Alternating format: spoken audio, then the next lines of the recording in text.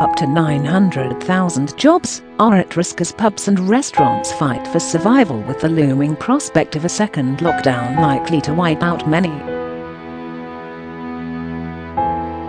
The stark warning comes as new measures, including 10 p.m. curfews, come into force in the north of England. In London, Mayor Sadiq Khan urged ministers to place tighter restrictions on the capital as coronavirus cases rise rapidly. Wetherspoon boss Tim Martin told their Sunday Times any additional measures, including a rumoured 3-week mini-lockdown, would be even more devastating for his industry. His pubs and hotels employ 43,000 across the UK, but he left his staff in the lurch at the start of the pandemic, when he told them to go work at Tesco, and refused to pay them until the government's furlough scheme kicked in.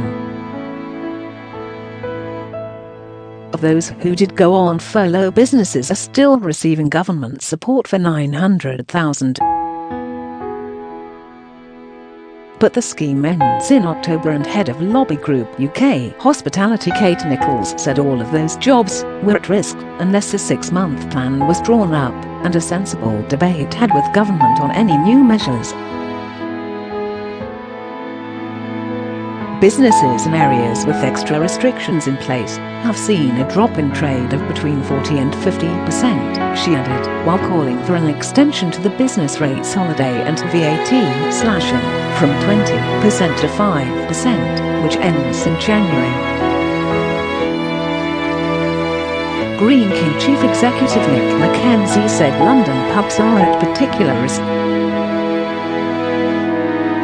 His company runs 2,700 hospitality businesses, and he said, "The sector is fighting for survival. We are already seeing pubs in areas where there are additional restrictions are performing less well, especially those in Scotland." New measures such as a 10 p.m. curfew will cause further damage and hit city centre pubs most, especially in London. While British Beer and Pub Association called for the average beer duty of 54p a pint to be slashed to help out struggling boozers. Chancellor Rishi Sunak, whose Eat Out to Help Out scheme proved a hit last month and provided a boost for many, has given the go-ahead for grants of between £1,000 and £1,500 for businesses hit by new rules. Meanwhile, the Treasury vowed to continue acting in creative and effective ways as the economy looks to battle back after a collapse of 24%. It jumped by 6.6% last month and 8.6% in June, but is still 11.7% down on pre-lockdown levels.